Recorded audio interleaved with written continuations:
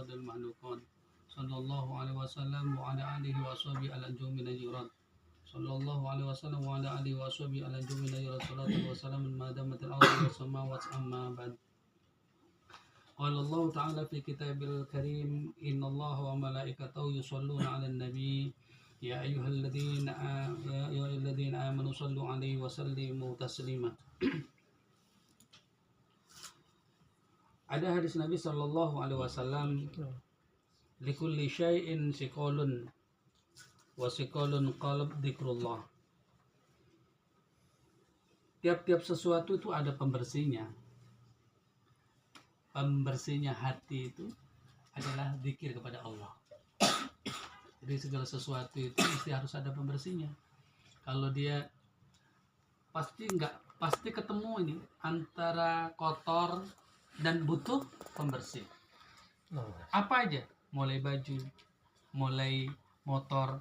Kalau motor dibiarkan begitu saja pasti kotor, maka harus dibersihkan.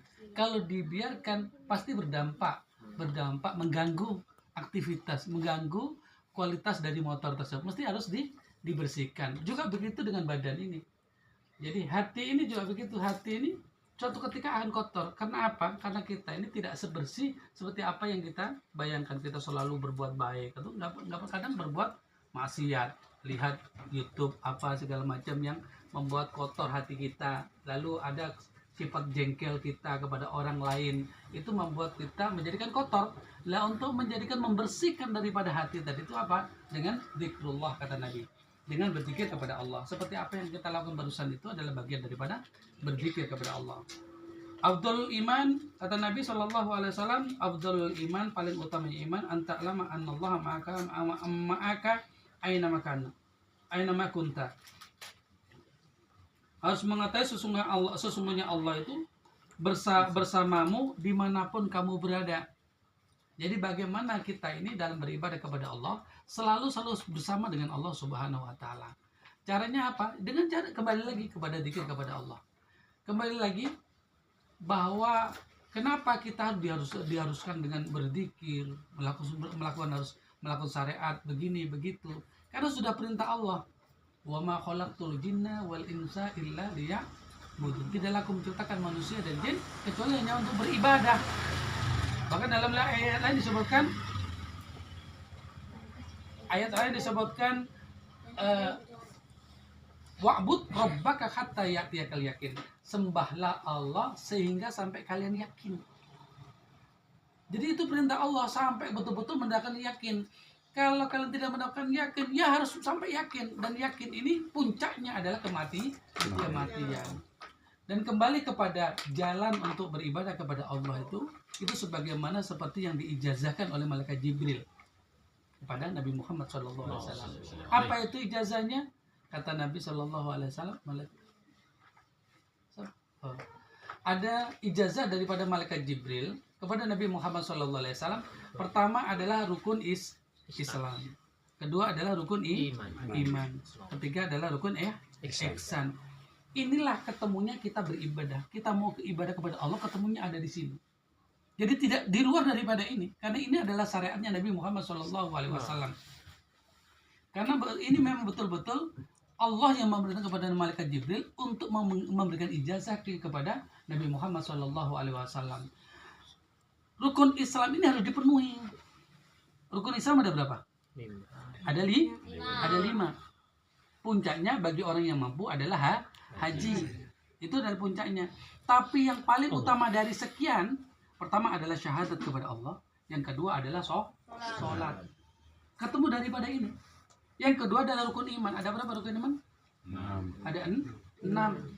Kita bertauhid kepada Allah, kita bertauhid kepada Rasulullah, kita bertauhid kepada kitab-kitab Allah. Kita yakin ada kitab Allah yang harus kita jadi panduan kita untuk menuju kepada Allah. Lalu ada malaikat Allah, ada tentang hari kiamat. Kita harus yakin. Kalau orang yang tidak percaya dengan kiamat, bahwa hidup ini kita merasa hidup selamanya, udah kesalahan fatal dalam beribadah kepada Allah. Pasti keluar dari jalur. Padahal kita lahir pertama dari ruh, ya, dari alam ruh.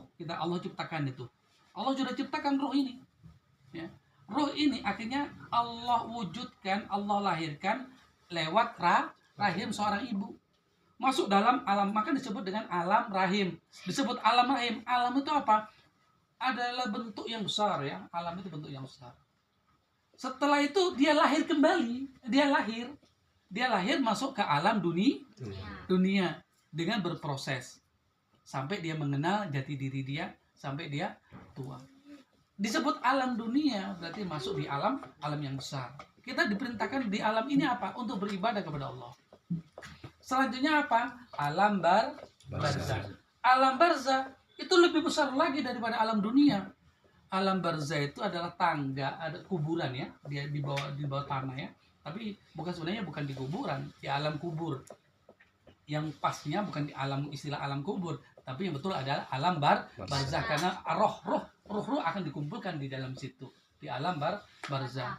Alam barzah ini adalah tangga pertama untuk menuju alam akhirat. Sudah masuk kategori akhirat. Alam barzah ini adalah alam akhirat. Cuma masih ditunggu, seperti kita ini di kota ya, di kotak kaca. Di dalam kotak kaca kita meninggal, Allah taruh ruh ini di dalam kotak kaca. Kalau kita melihat ke kiri, kita melihat dunia. Keluarga kita kelihatan. Khusus hari Jumat begini nih. Antum semuanya keluarganya hadir. Antum sebut, antum rasakan, antum sentrum, itu hadir keluarganya antum. Bapak yang sudah meninggal itu, kakek-kakek itu hadir. Jangan kira tidak hadir. Bahwa kita ini ada di alam antara fana dengan gaib. Mereka hadir. Mereka kalau kita sentrum. Lalu kalau kita melihat ke kanan, kita melihat ke alam akhirat. Kita melihat seperti apa kalau kita ada ketika orang itu berbuat baik, maka dia merasakan seperti raudhatun min riyadil jinan. Merasakan seperti rasa taman-taman surga. Sudah dirasakan di situ seperti apa kenikmatan surga, sudah dirasakan, tapi tidak sebesar seperti apa nanti di dalam surga. Juga begitu orang yang berbuat kejelekan, dia akan merasakan hufratin min hufratin niron. Seperti apa siksa di dalam neraka, itu sudah merasakan siksanya. Bahkan dalam riwayat, rasa sakit di dalam penyiksaan itu tadi, itu sampai bertahun-tahun tidak bisa terhapuskan. Saking traumanya di dalam. Satu hari di dunia itu sedang sama dengan 1000 tahun, bayangkan tuh. Penantian di alam barzah itu menunggu hari kiamat. Nggak ada kata lain, ketika di alam barzah hanya satu yang ditunggu, adalah hari kiamat. Sama dengan ketika waktu setelah kiamat terjadi, masuk di alam mahsyar. Alam mahsyar itu dalam sebuah riwayat, kita ini sebenarnya di dunia ini sebenarnya cuma dihapus ya, dihancurkan semuanya, sama Allah didatarkan jadi padang pasir, kita masih menetap ada di situ. Kalau kita masuk di bawahnya adalah neraka, kalau kita masuk ke atas adalah surganya Allah. Nanti diceritakan di situ adalah syur, tidak jauh di tempat ini. Cuma bedanya alam itu dirubah dengan Allah. Di alam mahsyar juga begitu. Maka kalau alam barzah, alam penantian untuk menunggu kita di yaumil kiamat, hari kiamat, kalau di alam mahsyar kita menunggu di alam kepastian, yaitu alam mizan. Di alam mizan ini yang menentukan kita bahwa kita ahlul jannah atau ahli neraka. Itu menentukan kita, tergantung daripada amal. Semua yang saya Ustaz ceritakan ini dari awal hingga akhir ini, yang menentukan kita agar kita untuk sampai kepada Allah yang memenuhi terhadap rukun iman, rukun Islam dan rukun iman ini adalah yang paling mudah untuk kita mendapatkan. Kita hadir dari majlis seperti ini, kita kumpul-kumpul seperti majlis seperti ini. Ini mempermudah kita agar mendapatkan selalu kebaikan-kebaikan terus. Setiap di alam dunia ada kebaikan. Nanti ketika waktu nazak, ketika sakaratul maut, kita dapat kebaikan dari Allah. Lalu ketika di alam barzah dikumpulkan dengan kebaikan, di alam mahsyar dikumpulkan dengan kebaikan, di mizan ketemu dengan Rasulullah, dengan di pintu surga ketemu dengan Rasulullah, sampai di laut, di pedang Talaga Al-Kausar, satu persatu mereka semuanya pencipta Nabi Muhammad SAW meminum dengan telapak tangan Nabi Muhammad SAW. Semuanya satu persatu dengan telapak bagian Nabi Muhammad SAW meminum Talaga Al-Kausar. Maka ini sebuah kemuliaan bagi umat Nabi Muhammad SAW. Pertama adalah rukun iman dan rukun Islam, itu bagian daripada syariat Nabi Muhammad SAW. Kita belajar